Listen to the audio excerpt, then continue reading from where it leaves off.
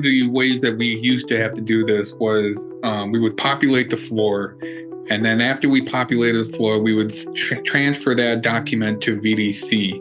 They would go back and re-incorporate some of the material and stuff and re-quantify. So if you think of the old way, that was probably a 5 to 6 step process.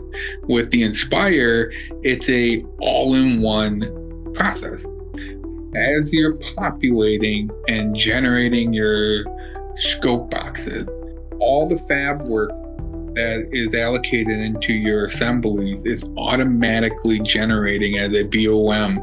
And then when you call out your scope boxes for rooms or floors or whatever, your fab build sheets is automatically being generated. And then that can automatically comes with a spreadsheet. So what was a 5 to 6 step process has now narrowed down to a 1 to 2 step process.